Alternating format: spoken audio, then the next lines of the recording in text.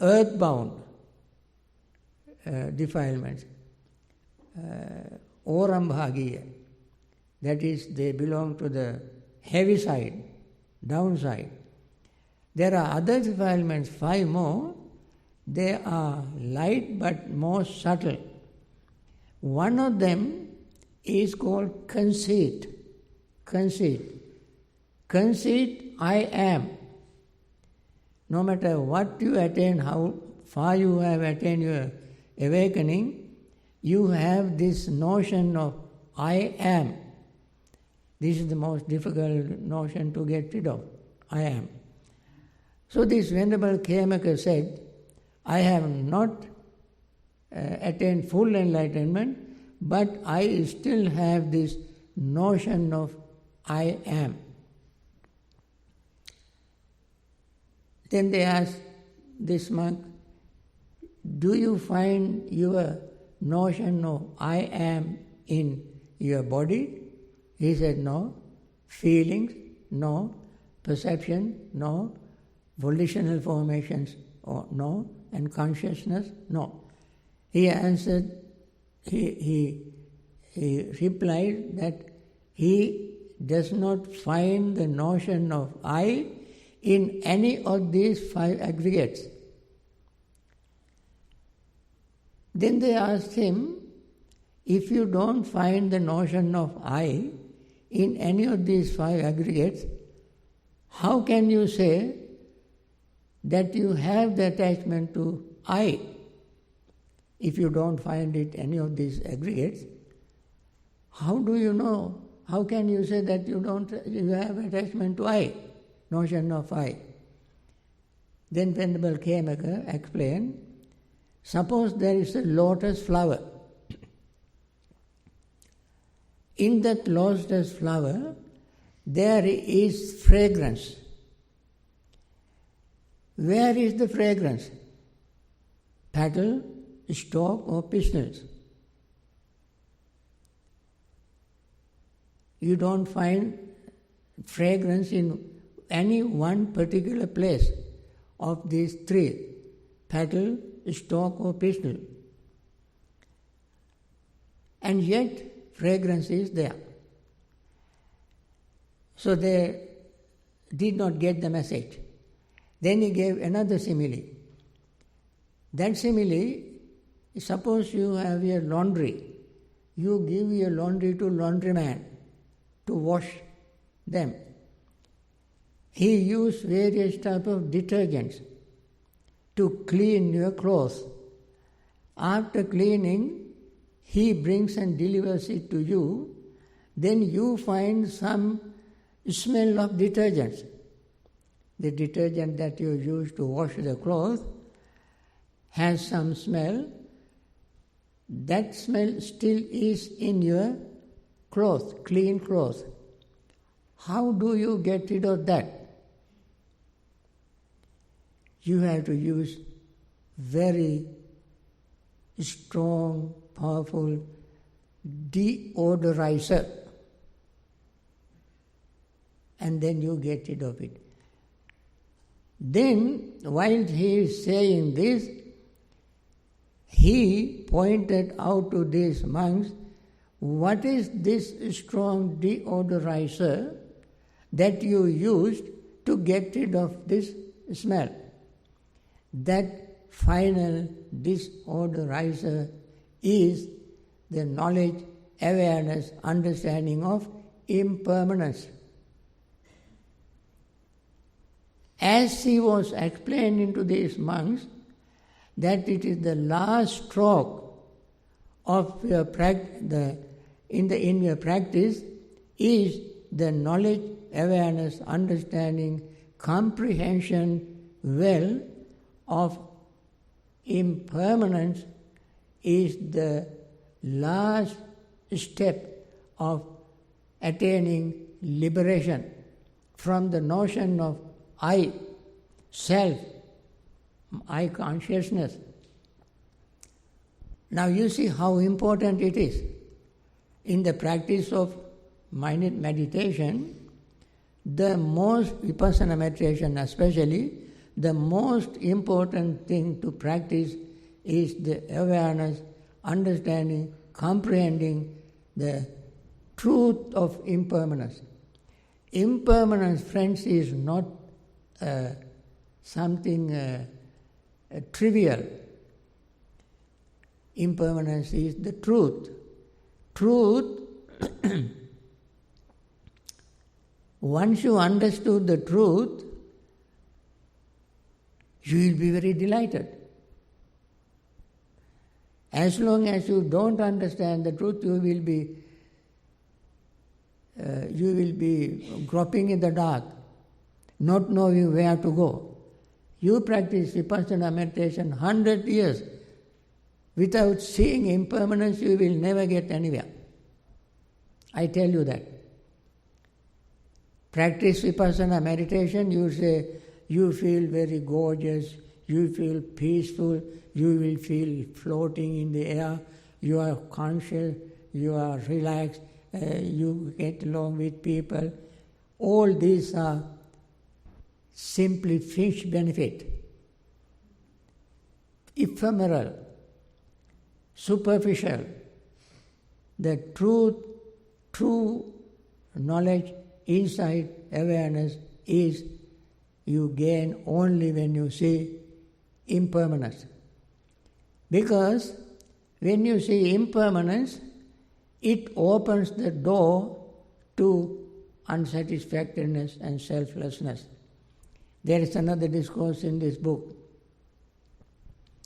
that is called Anatta Lakkana Sutta. Anatta Lakkana Sutta.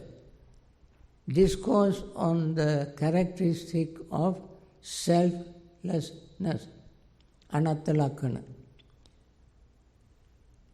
That discourse, Buddha begins with, is a very, very important.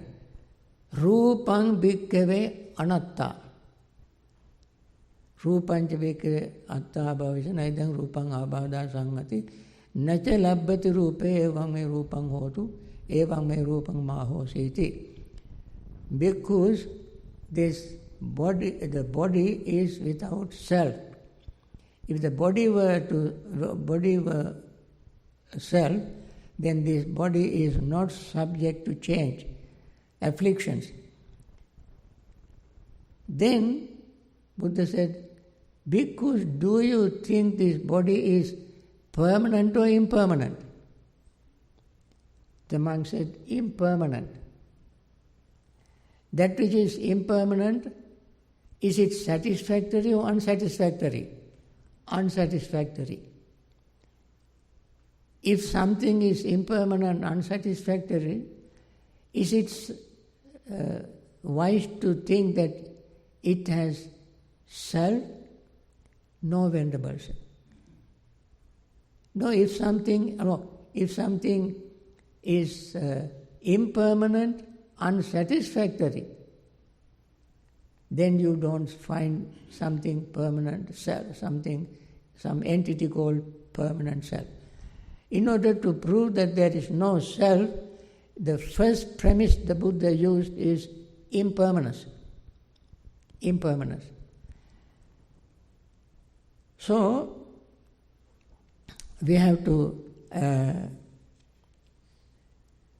that's called asmi, what you call notion of, to get rid of the notion of self. And then there is another discourse that is also very important, we repeat it very often.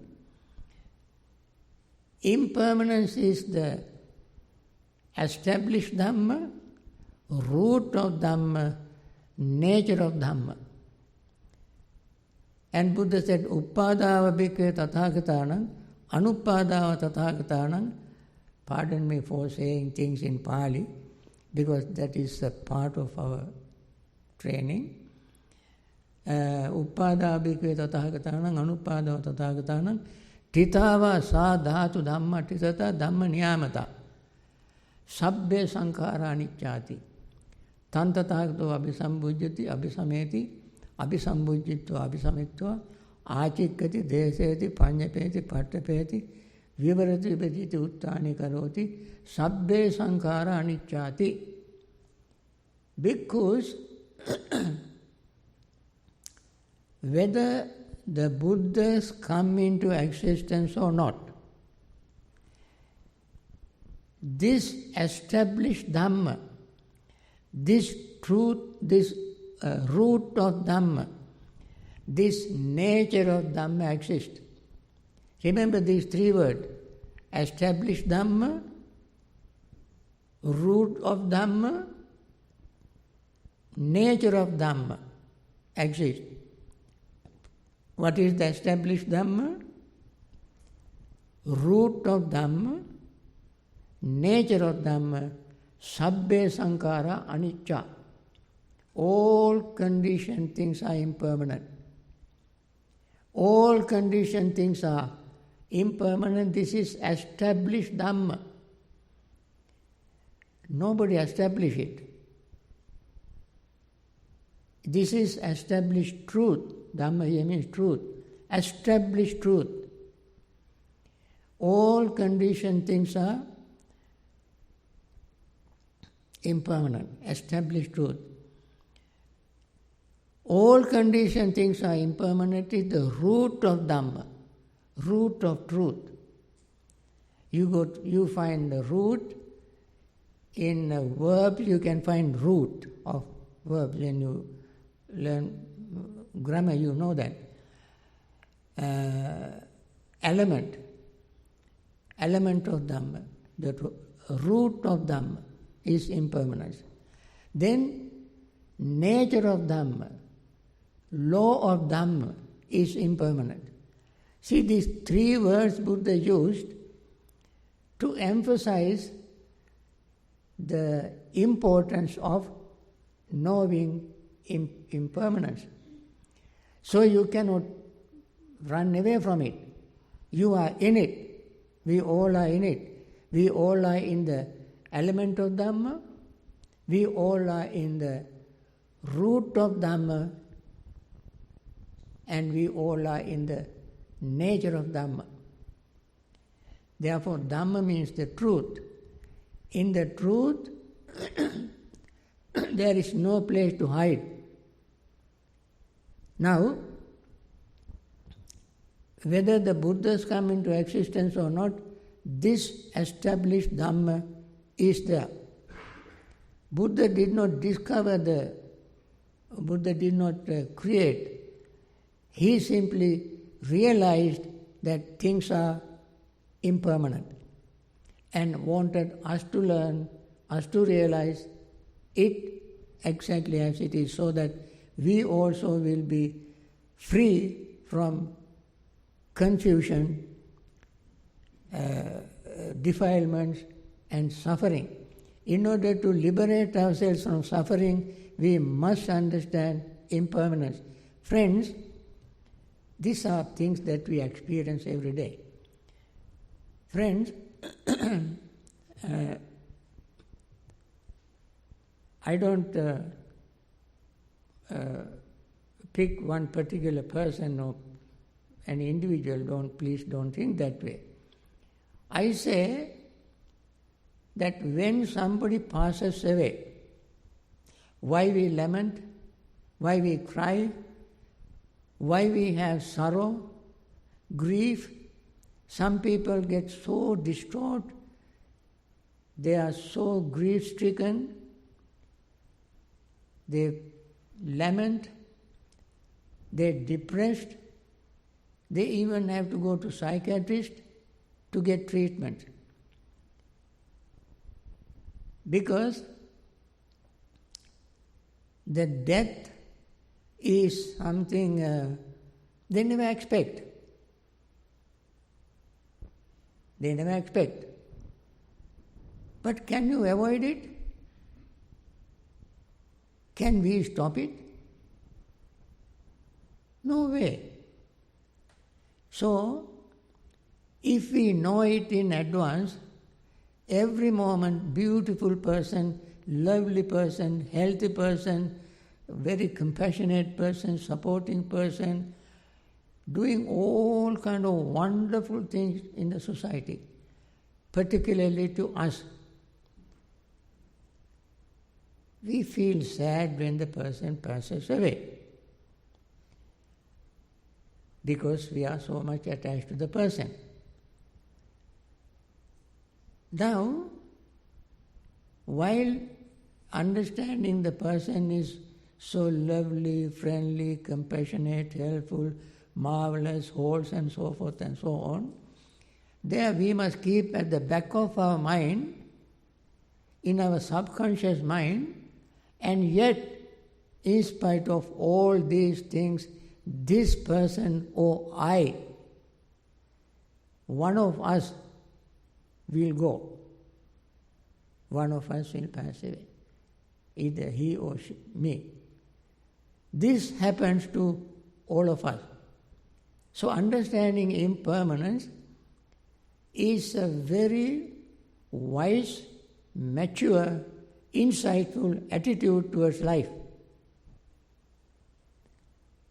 Insight meditation, mindfulness meditation, we develop this very deep, profound insight, this wisdom, we develop it. We cannot hide, we cannot run away from this. We know this is happening. From the moment we are born till we pass away, this is what has been happening, what will happen, what is happening now. And therefore, whether the Buddhas come into existence or not, this established truth exists. Somebody may think, before enlightenment, as average persons, we go through impermanence. After attainment, enlightenment, can we make impermanent permanent? Somebody can ask. Can the Buddhas make impermanent permanent? No way. Not even the Buddha can make impermanent permanent. And the Buddha also passed away. So no on earth any living beings can make impermanent permanent.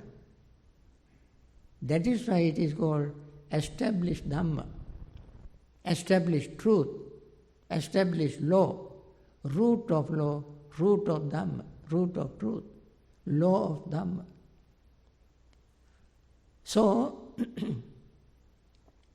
what the Buddhas do, they realize it, understand it, having realized, having understood, they explain, expound, analyze, teach, make it known, advise to others.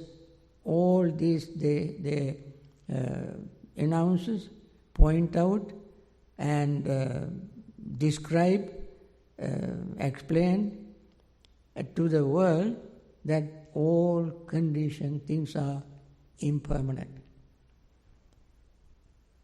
So, our duty is to obey this law. We have to obey this established truth. Surrender to this established truth. That doesn't mean that we don't do anything, just sit, lie on the road for a truck to run over, or commit suicide. No, friends, that is not wise, insightful attitude. Wise, insightful attitude is do what you have to do in everyday life. We do everything that we are supposed to do within ethical, moral limit. At the same time, we must think, yet, in spite of all this, one day we will pass. And that is happening to us every fraction of a second, every day. So, the benefit of this is that our greed, hatred and delusion will reduce. We can treat people in a very friendly way because we all are in the same boat. We all are on the same page. We all are subject to the same law, same established truth, and therefore why this hatred, anger, resentment towards each other? We live together. That is one benefit. Another benefit is when we know that we all are impermanent, it is very easy for us to practice metta, loving friendliness, because you and I are not different in this respect. You are going to pass away, I am going to pass away. And you and I must live in this very short, temporary, impermanent life in friendliness. We learn to work together in friendliness. We learn to live together in friendliness. That way we learn to practice metta, have compassion, have wholesome, wonderful, noble attitude towards each other. So there are such wonderful benefit of knowing impermanence. Above all, we can reduce our anxiety, worry and tension. Bad things are impermanent as well as good things. When something bad happens to us, we don't have to be depressed. It passes, just like good things. It passes. It doesn't stay forever in us. So,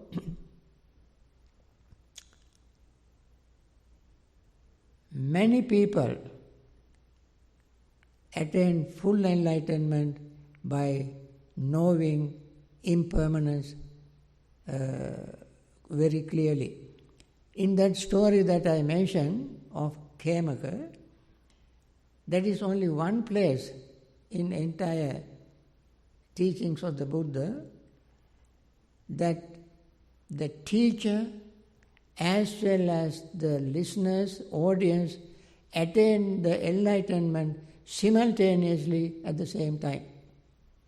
When Venerable Khemaka attained enlightenment while explaining the way how to get rid of the notion of self by focusing mind on impermanence, the listening monks also paid, because Venerable Khemaka brought the whole very climax to a very important point and said, this is what we have to do. That means we have to practice impermanence, understand impermanence in order to get rid of the notion of self. Those monks who were listening to him, also with the same attitude, focusing entirely on his Dhamma talk, his explanation, they all attained full enlightenment, liberated all of them. At the same time, Venerable Khemaka, the teacher, the preacher, also attained enlightenment simultaneously. This is only one place we can see that both audience and the preacher or teacher attain the enlightenment simultaneously while paying attention to impermanence. So you can see how important impermanence is. I think with this little talk, I don't think it is too boring, but even though sometimes, some very profound, deep, meaningful talks can be very boring, and yet for the mindful, insightful people, that is a very profound, important moment. And I want you all to remember this not only during this retreat but for the rest of your life. Next time when you come here, I may not be here. Impermanent. Okay? With this, I let you go.